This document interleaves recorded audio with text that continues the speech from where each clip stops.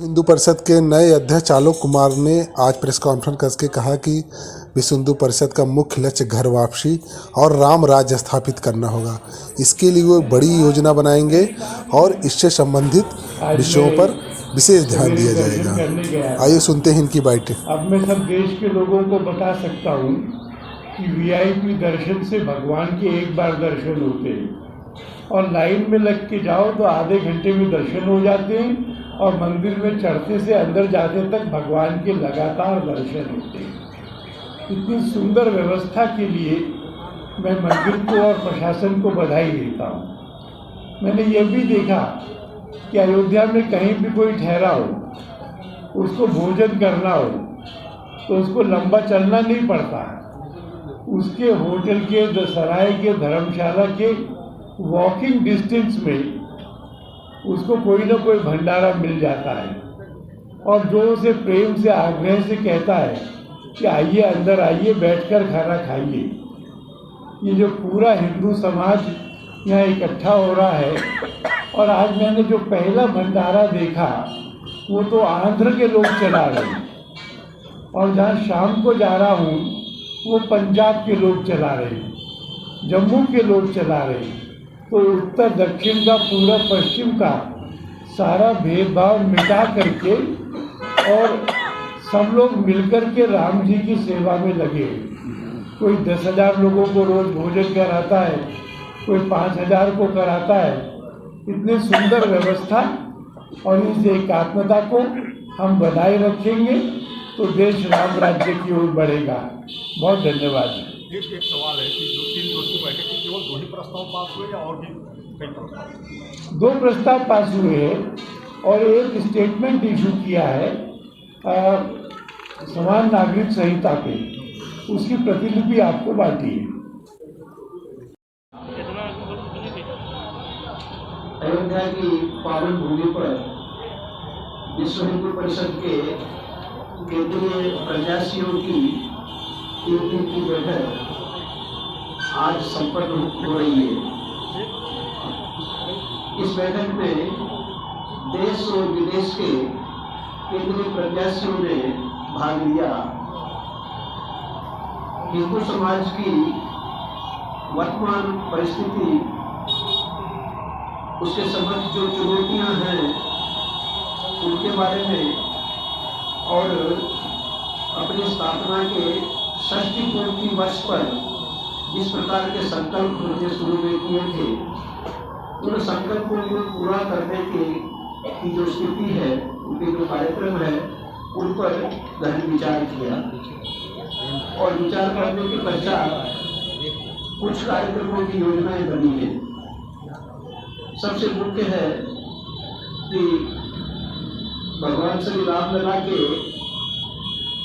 पुनर्निर्मित मंदिर में प्राण प्रतिष्ठित होने के बाद जिस प्रकार का राममय वातावरण पूरे हिंदू समाज में, भारत में और भारत के बाहर विदेशों में जहाँ भी हिंदू रहते हैं, वहाँ जो बना है, उस वातावरण को मर्यादा पुरुषोत्तम श्री राम के आदर्शों को स्थापित करने के लिए किस प्रकार से उपयोग लिया जाए और इसके लिए सत्संग, संस्कारशाला, संस्कार केंद्रों के माध्यम से प्रभु श्री राम की मर्यादाओं को हिंदू समाज में एक स्थायित्व देने के विविध कार्यक्रम बने हैं। देश में 60 वर्षों की स्थापना के बाद भी विश्व हिंदू परिषद अभी गांव-गांव तक नहीं पहुंच पाया। तो इसके लिए विस्तार की योजना बनी है कि हर जिले में एक सेवा कार्य हो और 1 लाख स्थानों तक विश्व हिंदू परिषद पहुंचे।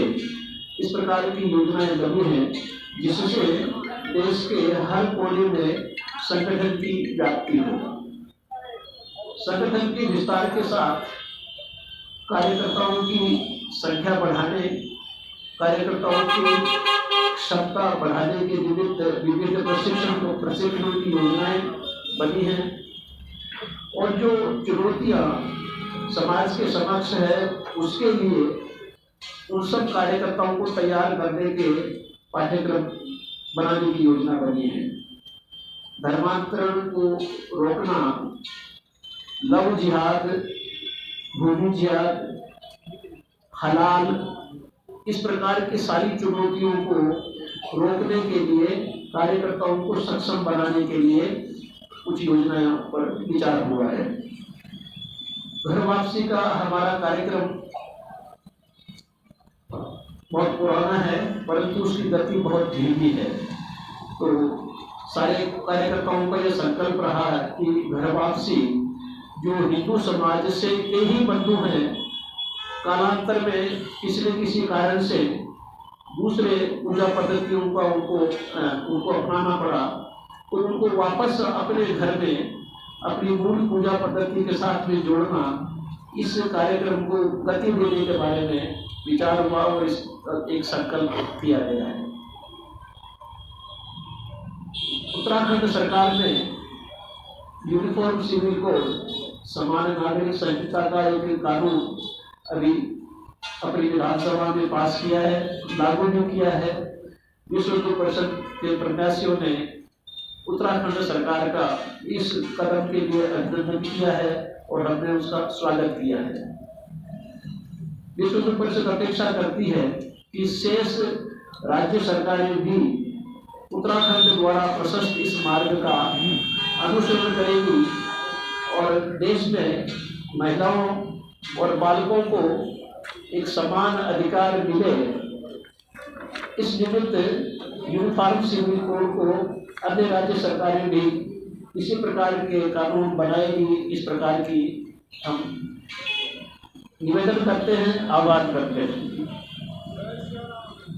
CAA जो कानून बना, जिसमें अफगानिस्तान, पाकिस्तान और बांग्लादेश से पीड़ित हिंदू, सिख, जैन, बौद्ध इन बंधुओं के भारत में आने पर नागरिकता प्रदान करने की गति को थोड़ा बढ़ाने पर जो एक सहमति बनी, विश्व हिंदू परिषद को आशा है कि शीघ्र ही ये कानून नियमों के साथ नोटिफाई होगा, लागू होगा, जिससे इन पीड़ित बंधुओं को शीघ्र न्याय मिल सके।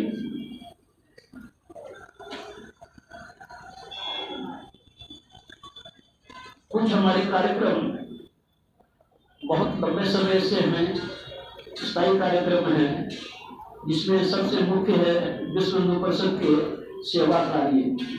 तो सेवा कार्यों का विस्तार पूरे देश में करने के निमित्त जैसा मैंने निवेदन किया कि हर जिले में परिषद का कम से कम एक सेवा कार्य हो। कई जिलों में और मुख्यतः बनवासी जिलों में तो अनेक सेवा प्रकल्प चल रहे हैं।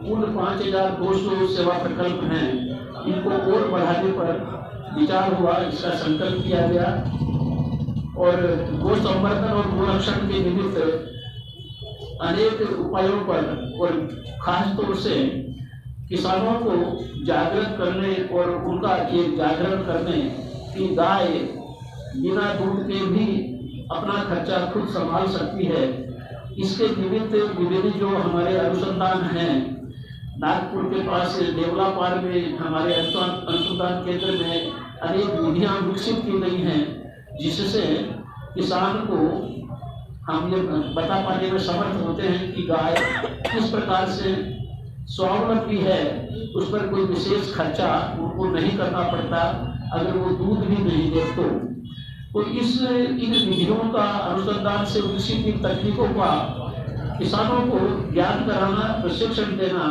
इस विषय को आगे बढ़ाने पर चर्चा हुई है और कुछ निर्णय किए गए हैं। विदेशों में भारत के बाहर के रहने वाले जो विदेशों में हिंदू हैं, उसकी स्थिति पर भी विचार हुआ, क्योंकि बाहर से लगभग 10 देशों से लगभग 24 प्रतिनिधि इस बैठक में सम्मिलित हुए।